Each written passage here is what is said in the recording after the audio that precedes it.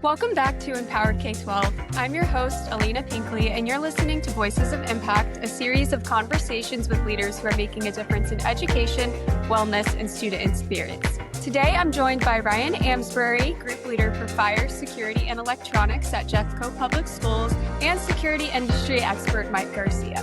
We're going to talk about how school safety decisions are really made at the district level, how access control and technology fit into that, and how leaders are thinking long-term when it comes to planning and investment. Ryan and Mike, welcome to the show. Alana, thank you for having me. And Mike, thanks for putting this together for us. Absolutely. Thank you guys both. I'm excited to talk to you both about access control and share a little more information that can help other school leaders. But Ryan, I wanted to start with you because you do have a very unique role in your district. Could you walk us through your role and kind of what the electronic shop does from day to day? Yeah, Elena. So I myself am an integrator. I've been in the industry for 32 years, roughly now. Started out way back in the late 90s. So again, I've been an integrator doing fire alarm, security card access. All of my team is kind of unique to that as well. We're all former integrators and guys from the field, if you will, and we've kind of come over to help the school districts out. So our day-to-day operations consist of maintaining and monitoring all of the fire alarm, security alarm, access control, overhead paging, microphone, sound systems, pretty much all of the low-volt systems within all of our school district. We have currently 153 schools and a total of about 173 buildings, including all of our facility buildings. So there's a total of 10 guys in my shop, so we have plenty to do on a given basis. We're unique in the aspect of, again, with us all being former integrators and guys from the field, we all maintain of all of our own systems. So we're kind of unique in that aspect of, we're not a traditional end user in that sense, whereas we do all of our own programming and maintaining and monitoring, and oftentimes we'll do smaller scale installations as well. So that's our day to day, and yeah, that's what we do. Very cool. It's definitely nice to have that in-house too. Absolutely. I wanted to turn it over to Mike. Can you explain to our audience what exactly access control is? Yes, absolutely. But before I do that, I just want to say, much applause. My hats off to Ryan and his team, because that is very unique in the school systems, right? With safety and security, I speak a lot. I speak to both traditional, security industry groups and also school safety groups, school safety, security, and emergency management. And I'll be at a conference with, 100 people professionals who do what Ryan and his team do. And we'll be sitting there and I'll say, look, how many of you are going to ISC West next month? And they'll be like, what's that? We don't go to that. And rightly so, I'll be at ISC West. And I'll say, how many of you are going to, the AASA conference for the superintendents, or the NSBA for the board members, the site for the California technology groups and the different state technology groups. And nobody has a clue. The Security Industry Association doesn't understand. And what Ryan's accomplished and his team has accomplished, primarily because of access control and that unified environment, is bringing these together. That is a huge accomplishment. And that is what I am pushing for when I go to these presentations and I go to these different talks. That's what we need, right? There's really two things. That's one of them. That's the most important one, is getting people from the industry engaged into the school system so they can really understand it from an internal structure and then work outwards. And then we need the school board members and the superintendents to understand this as well, right? So that they can understand what Ryan's trying to accomplish, his team's trying to accomplish. And when Ryan goes up there and says, look, this is our plan of action with milestones, and it starts here, and they understand how that works. They have to, right? And those schools of thought that Ryan brought together, now bringing together the school board, which come from all walks of life. You could have dentists and physicians and welders and oil field workers, all on the same board, right? But you very rarely will have a security industry professional on that board. And we need more of that. We need more industry professionals to run for school board. What the access control, back to your question, is your goes way, way, way back, access control. I mean, it goes back to what Ryan was talking about. He's been doing this for 30 years. Back 30 years ago, it was making sure that people that had to have access to a place had the access, those that didn't have the access, and it was all in a registration, a digital registration in the access control system. So if Ryan was HR director and he was with his credential and the credential said, look, you can get into the building, into the HR room and into the MDF and IDF rooms, then that's where you would have access, right? If Mike Garcia was the IT director, I'm not going to have access to the HR room, right? And I can present my card all day, but I will never get access to that room unless the security administrator gives me access because I have privileges. It's privileged access, right? So that's what it originally started as. What access control turned into over the years, and both Ryan and I grew into this, was it became a command, contain, control, and communication platform. So that access control continued to do its job with your credentials, but you also put visualization into there. So I'm not just controlling access or opening doors or closing doors. I can see it now because the cameras and the access control are unified on a single pane of glass, right, in a dashboard. And then we get alarms, alarm management, intrusion detection alarms. And if you think about the Centegix buttons and, the duress badges that have been very popular in schools these last couple of years since Uvalde, since Parkland with Alyssa's Law, those are in there too. They're alarms, just like other alarms. We're just putting them on the platform so that when the alarm is pushed, we know it. We can see it now with the cameras. You have visualization, and you can look and you can see, is this a dog? Is this a cat? Or is this a person actually trying to break into the building? And you take action because you have control of the doors. It's a beautiful thing. It is the central nervous system. It's the backbone of the security program for Ryan. And I'll let him continue with that if you want to. Yeah, 100%. Just to foster what Mike is saying, for us in our dynamic, it's a way to, control safety, have visibility and operational control at scale. We've evolved our access control system, and it's the lifeblood of all of our systems. It's the central nervous system of all of our integration. So with that, in our district in specific, we have our intrusion alarms, our overhead and paging systems, fire alarm is integrated to some level, and all of this plays within the access control system. And like Mike said, there's the visibility to that world through the access control system. So it's critical to have something that's, highly integrated and open platform as we look at those type of solutions. Yeah. And again, with the dynamic that we have obviously we have what would be considered the office portion of our dynamic, where we have employees and office buildings, and then we have the student aspect, which is a very different dynamic. So we have to look at those two spaces very differently as we approach our design and implementation of access control. Absolutely. And I appreciate that explanation because there is a lot that goes into the implementation, but also making sure that it integrates with other, things throughout the district. So I think that's just very important. And Elena, I'm gonna add to that, and Ryan and his team's background kind of dovetails into this, and it's life safety. It's gone from a unified access control to a unified life safety system. Absolutely. And we don't really view it. We don't say access control anymore. We say life safety systems, as we refer to all of our systems as a whole. My shop is a life safety system. That's how I explain it to all of my public and anybody that asks, is we are a life safety system. And all of my systems that we maintain in some way or form are in relation to that.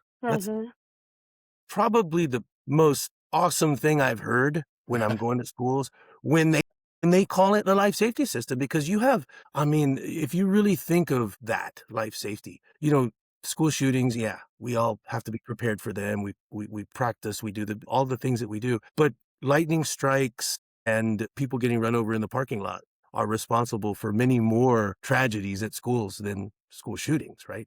So all of these things, like the lightning strikes at a baseball game or a golf tournament or a track meet, right? When you see that weather, we use weather bug or something to that effect, and you see that weather coming in, you have to know, right? So how do you know? It's part of that life safety system. It's all integrated, it's all unified, and it all works together. But the ability to communicate that something wicked this way comes, right, is the game changer. That's where that comes in. Absolutely. Yeah. Mike, I want to go back to you because when districts are upgrading and building these systems, they sometimes run into a lot of different conflicts. So what do you think a lot of districts tend to get wrong? I just think that when you're doing something district-wide, you have to have buy-in from all the directors and then everybody that's involved in the day-to-day operations of that school, right? Because if you leave out the transportation director, if you leave out the cafeteria and food service director, if you leave out the school nursing director, it doesn't make any sense, because a lot of school safety committees that I've gone to and I've seen won't have the head of maintenance there or the head of the support services of any kind. And you've seen one school. They're all different. They have different demographics, different types of different principals, right? Because in some cases, if the principal's a bully, the whole school, that whole campus is a bully. They're all campus. It is something that and for Ryan and his team to go in there, they need to have a badge that says, we're in charge of this. We report up here. They listen to us, right? The superintendent, the deputy sup, the school board listens to us. We report to them once a month. And because of that, what we have here, what we do here is going back up to them for a blessing and for, a red mark if they don't agree on it. But we do get information from past K-12, from ASIS standards, from those North Stars that we point to get the information before we implement something like an access control system or a security protocols, because it really is people, process, and technology. So as we're getting this information from the different departments, as we're getting this information from something, as kind of off kilter as the nurses department, but if you think about the nurse's office, it's become a safe haven for kids in crisis. They'll go to the nurse's office and they'll sit there and they'll say, hey, you know what? I'm just going to stay here for a little bit if you don't mind and talk to you guys. The nurses are, mental health is health. The nurses are trained to understand and kind of diagnose that person. They'll dig into why this is happening. When you are able to talk to a nurse and bring them, him or her, into this fold of safety and security, now you've got something. Now you've got a real layered community type approach, and everybody has a part of it. That's the way you win this game, because you need buy-in from the top all the way down, from the street to the elite.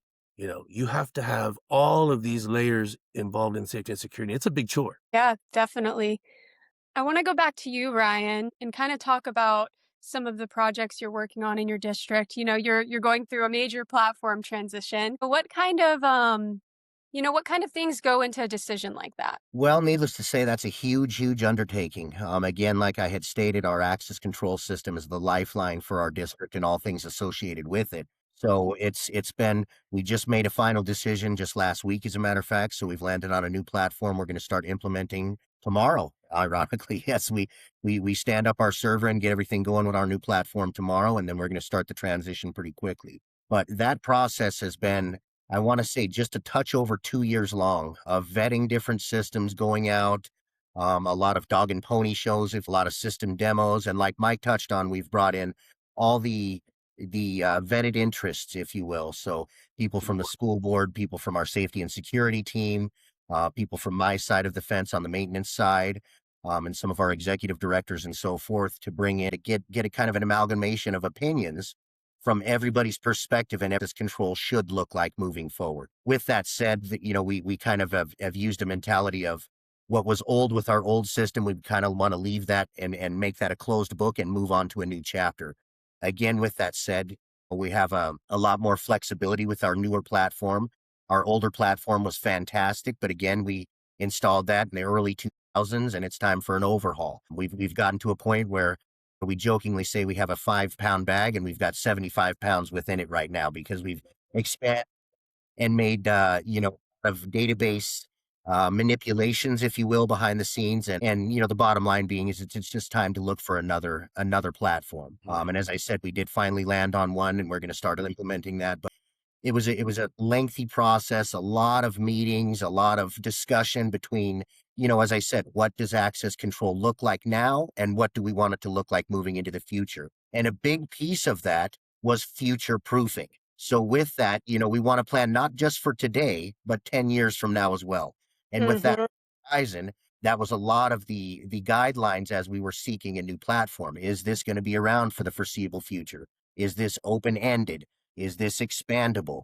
Does it play well with others, meaning through APIs or IO logic or other means? All of these things played a critical role in our decision making. One of our biggest ones, and ironically enough, this was a surprise as we started looking, is that a lot of the modern day access control platforms are designed with network parameters in mind as the primary form of communication. One of our absolute guidelines was that if we lose network communication, we have to maintain local functionality 100%, meaning that we understand it's not going to contact anybody. We have no network, so it's not getting out.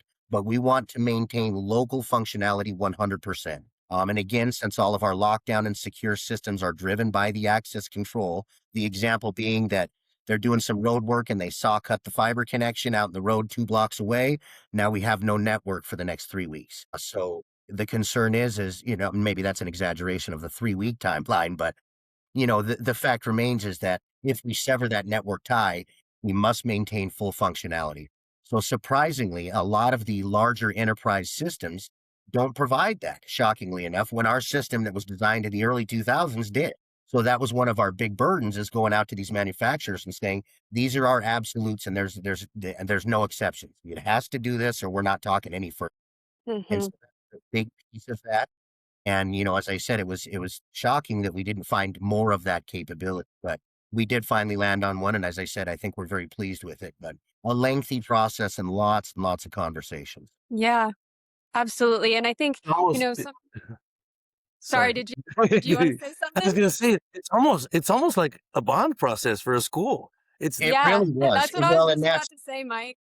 that's another big thing too. Unfortunately, we are going through some budgetary concerns right now. So always with a school district, our numbers are limited. Our budget is very limited. We're publicly funded. We're not a for-profit agency. So we get one bucket of money and we got to make it work. So again, working with a vendor that was willing to take those parameters in line and accept those and realize that they're not going to get rich off of doing this project with us. That was also a paramount thing. A lot of times what we found is we were sending out RFPs and RFIs for these different things, is that everybody comes to the table with a great product and a great show and a great demo and all that. But then when you get down to the brass tacks, then the layers open, if you will. And then the onion starts unfolding and you go, oh, well, you didn't say this was extra and this was extra and this was extra.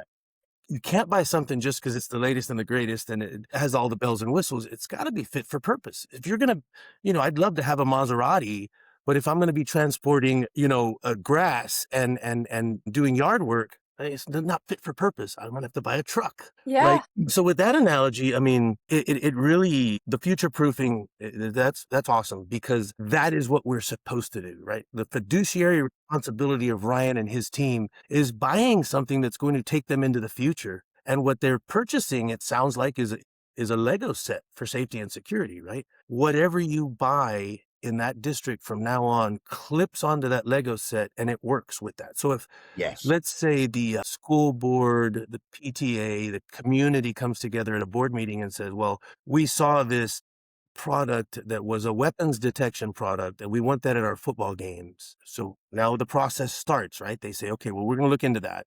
They bring Ryan, they bring his team, they start doing the research and they say, yes, we can go out to RFP for this. We can go out to bid. But one of the stipulations in that RFP is going to be that it must integrate with our current platform and we must be able to use the open API and SDK to take the signals in from that. And if it doesn't, we're not going to buy it.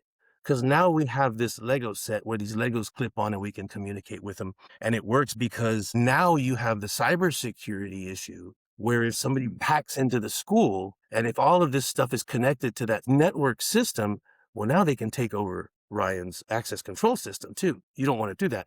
And those are the types of things that you look for when you're purchasing an access control system. The zero degraded mode that he's talking about is so important.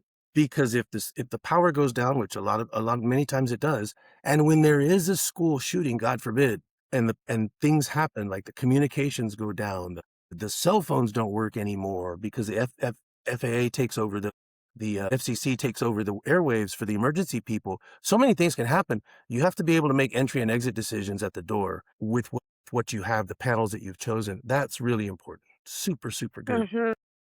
To kind of to touch on what Mike said as well, all of our first responders and everything and our SROs and everything have badges. So again, if we were to lose network connectivity, and that is a hindrance of the system itself, like Mike said, if we do have a mass shooting or something like that, then the SROs and our security team, first responders, can't gain entry into the building.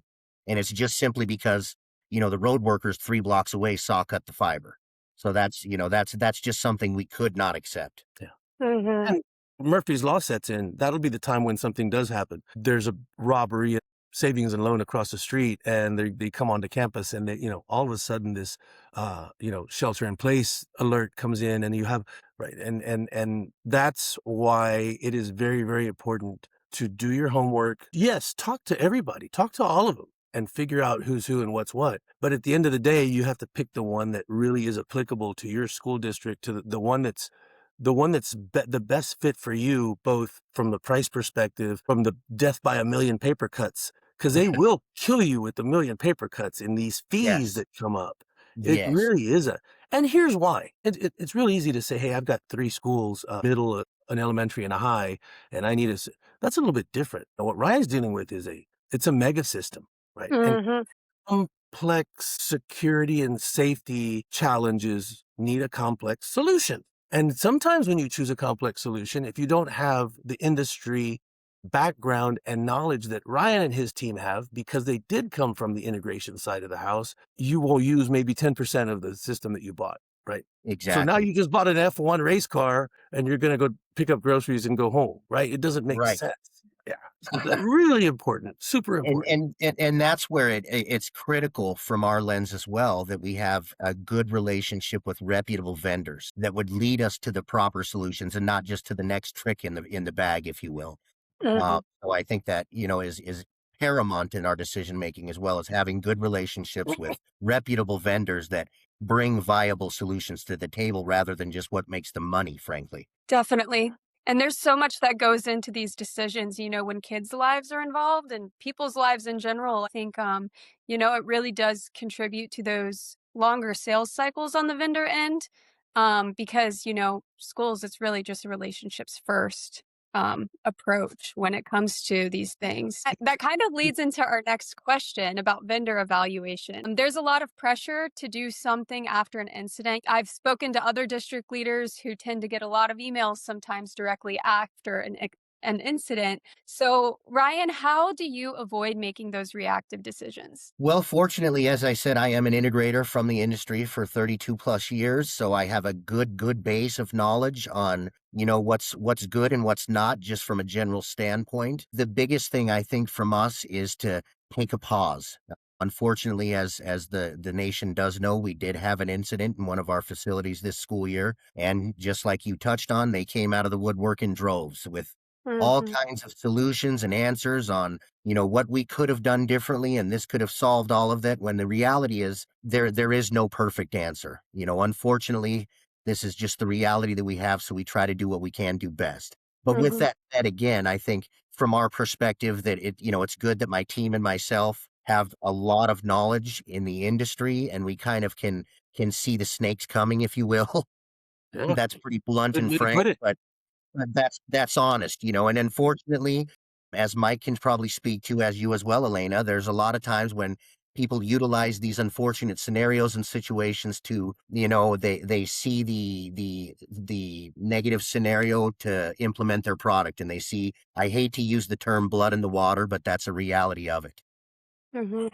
That's the best analogy I can come up with. And so it's a matter of knowing what's good and what's best for our dynamic and what we're looking to achieve moving forward, and also really strongly evaluating each of these scenarios and options that comes to our table. And again, as I said, that's where it kind of leans back into having reliable vendors and a relationship with somebody that's in the industry. And that's paramount in all of these decisions that are made. And the biggest thing I can say is to just take a pause and take a breath and not make immediate rash decisions just on a reactive basis.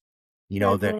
data has to be looked at, and you have to take a breath and step back and look at the whole thing and really digest what occurred, if and when there was deficiencies, and how we can improve those, rather than making a blanket decision to purchase, the next trick in the bag, like I said. Yeah. Mhm. So yeah, Are there any red flags that either of you look for when evaluating vendors? 100%. And I don't mean to jump and talk in front of you there, no, Mike, that's but right. Again, in my experience in the industry for 32 plus years, any reputable vendor, certainly they will use the tragedy as an opportunity to come to the table. I understand that, but that's where it differs for me. From my Yeah. perspective, a reputable vendor would say, "We are very sorry that this situation has occurred. We understand this is a very traumatic thing. We have this product that we think might have brought a dynamic that would have benefited your scenario. What we're willing to do is put this in a building. Just give us an opportunity. We'll give it to you for free. We won't charge you a thing. We'll install it. We'll maintain it. We'll give it to you for free.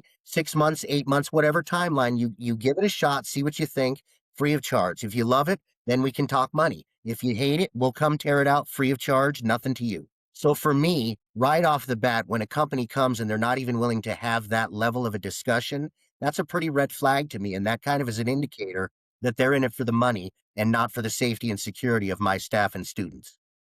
That is Hmm. my primary and first and foremost goal, is the safety and security of my staff and students. And so again, when a company comes and is not willing to have those type of open-ended discussions, and if you say, "Okay, well, this sounds great. Do you have this in other school districts?" Well, yes. Well, which ones? We can't really tell you until we get a signed agreement. That's a huge red flag. That Yeah. right is very unethical, first and foremost, and is a big, big red flag, and is very preclusive to looking any further beyond that. Hmm. Mike, I'd love to hear some of the red flags that you look for, because I know you've worked with a variety throughout your career. So it's interesting because being on the PASS advisory committee for emerging technologies, that's the calls we get, right? That's like he said, I go back to 9/11, and in 9/11 I was doing cybersecurity. I had just separated from doing government work, right? We were doing all of the all of the government agencies pretty much. We did the Department of Veterans Affairs, and in doing that, we had to set up labs before the government bought their products, and we would test them and evaluate them and come up with a write-up, an executive summary with pluses and minuses based on the network infrastructure that the government agency was using. What Ryan says is spot on. You have to, in God we trust, in all others we verify. And we have to do it like that in the lab environment. Does this work with this? Does it work with the platform that we chose? Does it? And you're going to have, after 9/11, a lot of companies popped up looking for that Homeland Security dollar because it was trillions going into Homeland Security. They took 22 agencies, put them together. Everything was in shambles. Products came out of the woodwork. Well, we called those 912 companies. He's a 912er, right? We even gave him a name. Now the post-Uvalde companies are coming out, right? Yeah. Because that's when the money started flowing. And now Yep. we have things like, AI, that these AI solutions are trying to drive everything, which some are really good. They deserve a look. And like Ryan said, look, let's exactly right. Let's put this in my operating environment for free. And if it really works, then we'll buy it or we'll work something out to lease it or something, right? Because it does solve a huge problem that we're having. And it helps us as a force multiplier replace human efforts with technical advances and technologies, right? And I have a staff of this many people. I want to do, and I need to do this much work. I can use the help, right? So when you look at this and you say, hey, there's deceptive sales practices going on, there's people calling and they don't stop calling. They keep on calling because they think that that's the way that this is done. And it really isn't. Like he said, relax, come up with a strategy and a plan that fits my environment and fits my purpose and fits my plan, my 5-year plan for safety. Come in, get to know us. And if the technology meets our needs, then we've got something and we can move forward. Because if you have a drone that attacks the active shooter, because do I really need that? Number one, does it integrate into my system? Number two, I might need it. Who knows? And but anything, do I have the funding for it? And where am I going to get that funding from? And how does this work? It's not something that you do overnight. It's not an emotional sale. You can't let your emotions get involved Yeah. with that. And then you have your school administrators saying, hey, we saw this, we need it. Right. Now you take your past guidelines, you take your district-wide safety and security plan, and you say, okay, does it fit into this? Because this is what we're doing for the next 5 years. This is where we're going with it. We don't even have indicator locks on our doors that lock from the inside yet. And I'm not going to go buy this crazy thing until I have that, because it's crawl, walk, run. I know what I need, and I need my foundational security first. And once that foundation is established, then we go from there. Because just like a bank secures its assets with a big safe, right? Only a couple people have the combo. In that safe is the bank's assets, their safe deposit boxes, all of their cash. Well, our assets are behind a classroom door. There's our students. Yeah. That classroom door needs a lot of things because some of them were 30 years old and they're Yeah. still using keys to get in. Those are the types of things that we talk about. Just, I'm really happy to hear that, you know, the things that are going on with school systems nowadays are somebody comes in and says, "Hey, I have this AI product. You should look at it. We need to buy it. We need to go." And the school will run off and they'll say, "Yeah, well, we just got this grant and we can buy it now," without really figuring out what else you have. Yeah. Now, there are some good AI products out there. I've seen them. I've worked with them. I've used them. You know, we're doing some assessments now with AI where we're taking pictures, putting that into the AI tool, and it comes up with a risk assessment, and it's really spot on. It'll tell you, hey, look, the readers that are on the side of that building are vulnerable. They're 125, and you really need to replace those because you can use a flipper zero on those. Many things like that will come to play. And I'm just glad to hear that what Ryan and his guys are doing, and the people listening to this podcast right now are taking that in and saying, wow, that is a good way to do it. That's what we need to do. Hmm. Yeah, I mean, I think in the past we, when the market was a little bit less saturated, maybe that cold calling and cold emailing could work a little bit more. But I think a lot of people that are in charge of the sales teams tend to think that the more outreach you get out there, the better, and that's how you're going to get more people. But it really is those more intentional relationships that you build slowly. And then once you get to that point, things kind of just start selling themselves. You just have to be authentic and be genuine and actually want to help the schools and not be so focused on trying to get as much profit as you can. And that's hard because, people do need profit to keep their business running. But if you go about it in the right way from the very beginning, that'll build the foundation that you need. So I think, the more we talk about it and, what we are wanting to see from partners, I think the better. And I like what Ryan said about talking to other school. What school districts are you in right now? How are they using it? And Yeah, then give me those Absolutely. references because I very need to important. somebody with a need, right? Somebody that And has we the same try to challenge. collaborate with other districts in the city as well as we get new things. Hey, have you heard about this? And, I have a good relationship with a couple of people in Douglas County and Denver schools. And I kind of piggyback off them and just, we bounce off each other. And that's kind of a good collaborative effort as well. And, what best practice for them might not be for us, but vice versa, and we can all learn from each other. So that's That's part of the awesome. collaboration as Yeah, well. that's really a good way to do it. I do have a question that's a little bit more off topic, but I was curious, what advice would you give to a K-12 sales professional that might be working for a startup where they don't have a lot of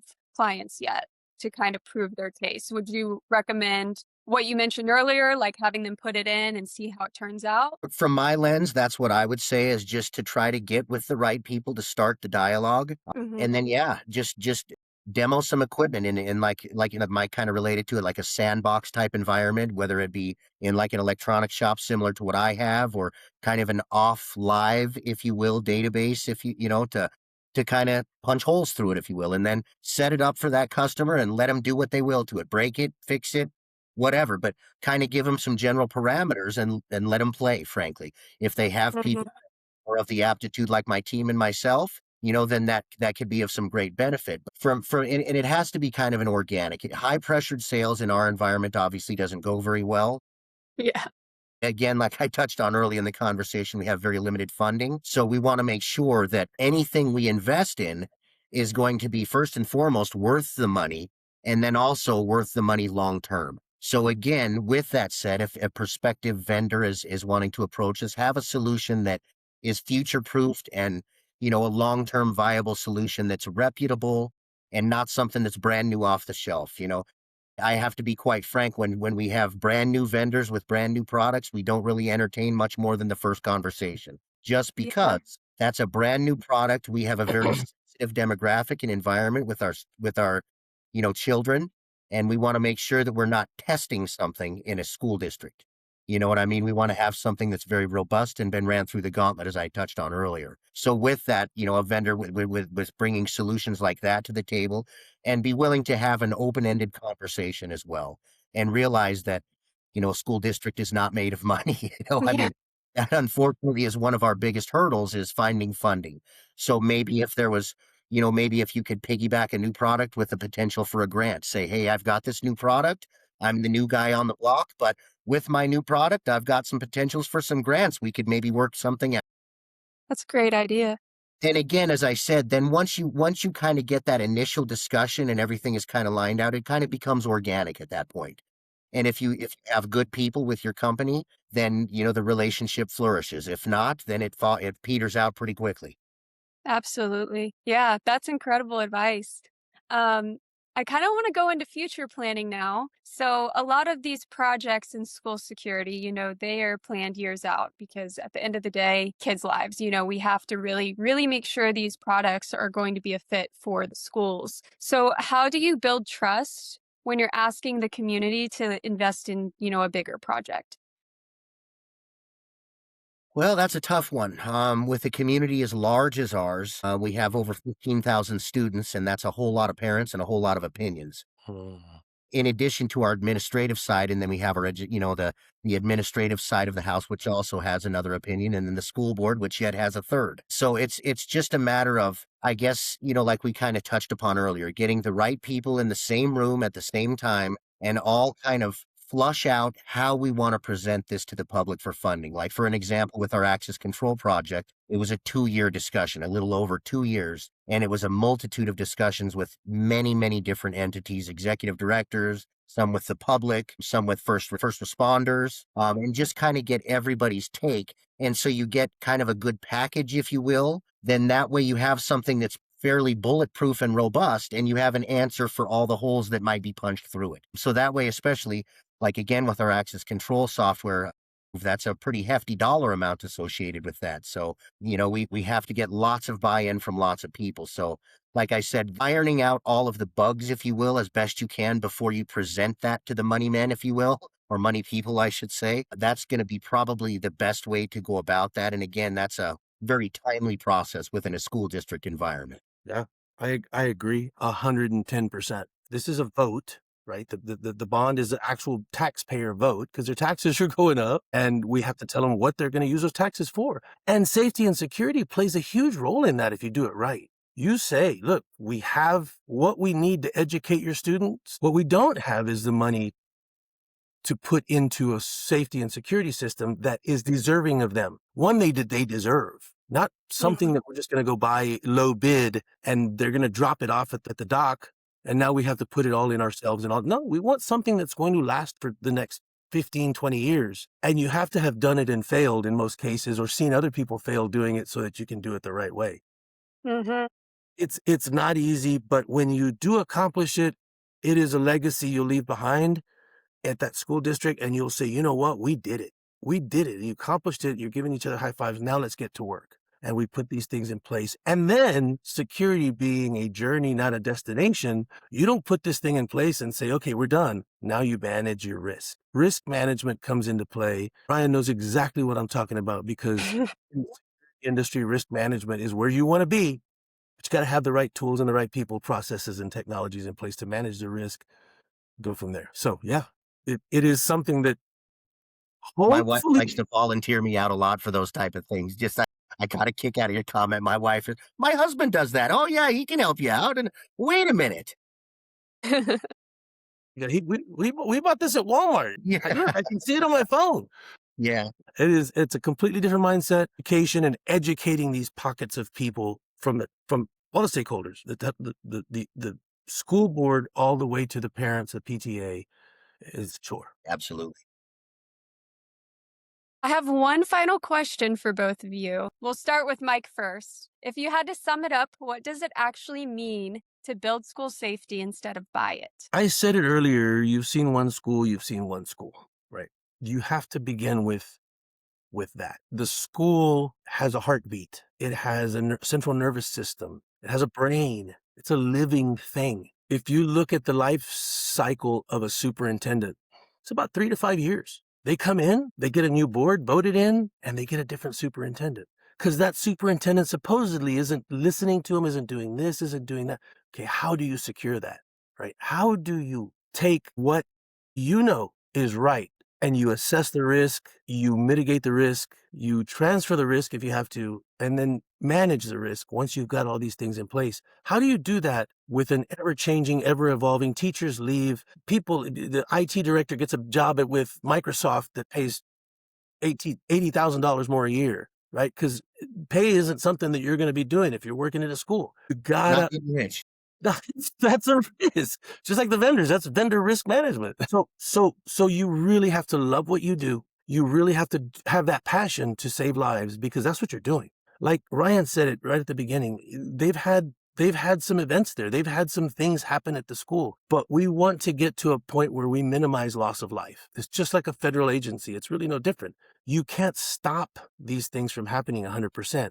But when they do happen, you can be ready for them and you can minimize loss of life through the protection. So to answer your question, you really have to start, begin with the end in mind and then start the same way you eat an elephant, one bite at a time.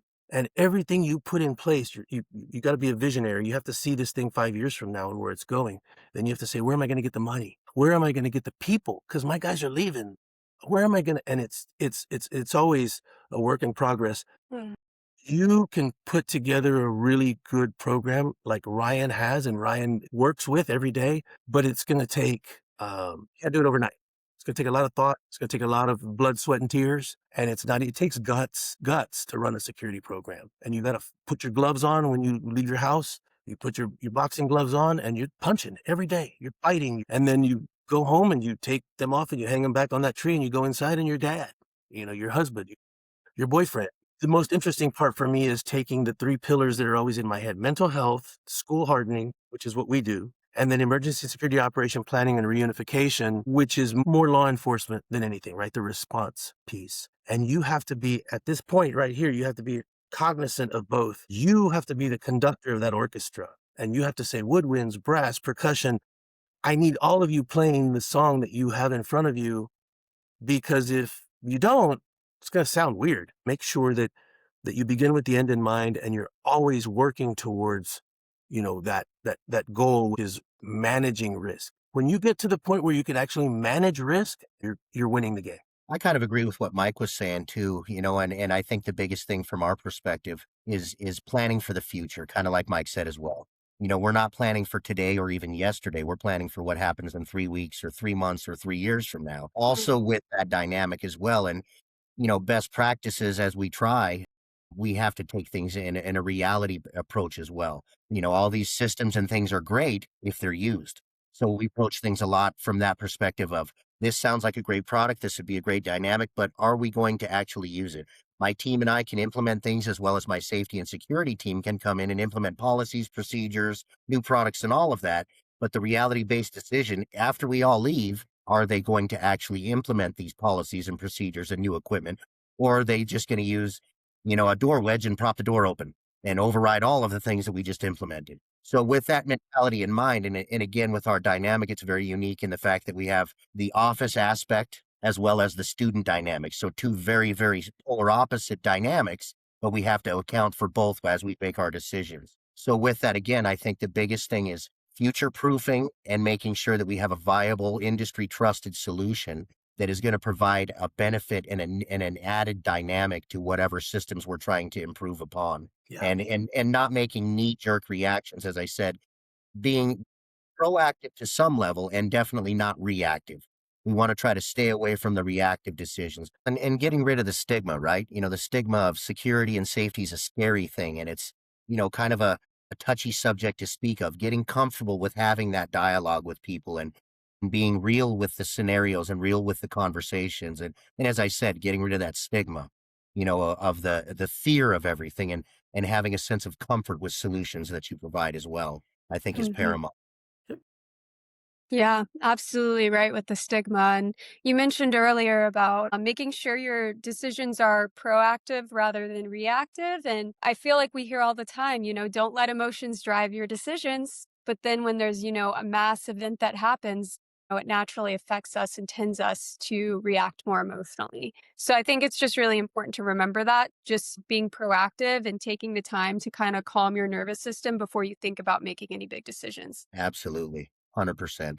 Roger that. Especially when you have trauma and things, But the trauma-based research that we've done over the years has shown that oftentimes there's poor decisions made in the heat of the moment, especially when we're talking hundreds of thousands of dollars to implement new systems and stuff. We really need to evaluate those strongly and sensibly, when cooler heads prevail. Yeah, definitely. Well, thank you both so much for joining today. This has been such a great conversation. And I think there are so many nuggets from both of you, especially Ryan, for, the startup entrepreneurs and some of the vendors, how they can approach district leaders better and how district leaders can also vet the vendors better. So I think we covered a lot of different areas that'll be very helpful. So I appreciate you both being here. Well, thank you very much for the time, Elena. Yeah, it's been a pleasure. Thank you. We'll have to do it again. This was a lot of fun. Yeah, I'd be willing to. Absolutely. This was great. You guys. If this episode resonated with you, make sure you're subscribed so you don't miss future conversations with leaders shaping education. Thank you for listening to Empowered K-12. I'm Alana Pinckley, and this has been Voices of Impact.